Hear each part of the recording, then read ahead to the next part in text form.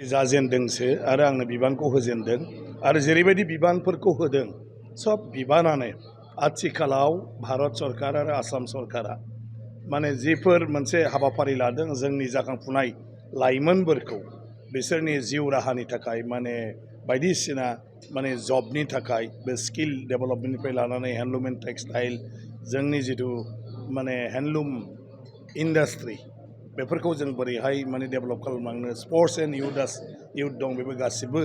लाइमोनफोरनि खालि गेलेनायल' नङा आरो गुबुन गुबुन बिथिङाव लाइमोनफोरनि थाखाय खामानि मावनांगौ दं आरो बेफोरनि हाबाफारिया जेब्लायबो सोलिगासिनो दं। इन्डिजिनियास ट्राइबेल फेथ एन्ड कालचार जोंनि जे ट्राइब्सफोर दं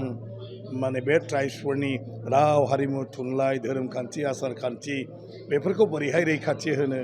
बेफोरखौ बोरैहाय जौगाहोनो आरो बोरैहाय सानफ्रोमबोनि जिउआव बिसोरखौ गावबा गावनि समाजखान्थिनि गेजेरजों सोलिलांबाय थानायाव मदद खालामनो हायो बे डिपार्टमेन्टनिफ्राय मावनाय जायो। थ' गासिबो डिपार्टमेन्टआनो दिनैनि दिनाव सावरायजाबाय थानाय आरो दिनैनि दिनाव बयबो लुबैनाय गतिके माने नायनि आङो दा गासै अफिसारफोरजों रायज्लायनानै आरो माखासे सरकारनि बिखान्थिफोरखौ लानानै बाखि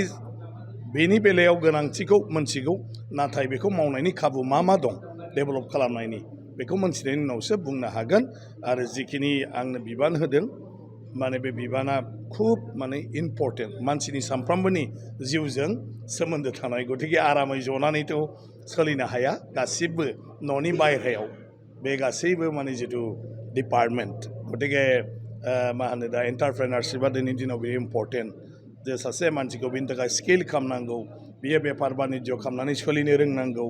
आरो जिखुनु खामानि मावनो थाखाय बेखौ स्किल खालामनांगौ गतिके दिनैनि दिनाव बेफोरो बिराद इम्परटेन्ट आरो बेफोरखौ दा नाजानि मानब गेदेर मुख्यमन्थ्रिया जेब्लायबो मदद होगोन आरो सेन्ट्रेल गभर्नमेन्टआबो आं सानो जे निस्सय माने जेसे हागौ जोंनाव बयबो लाइमोनफोरनि मदद जानाय हिसाबै खामानि मावनो हागौ मा दं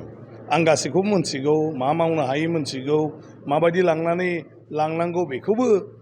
मोनथिगौ अदेबानि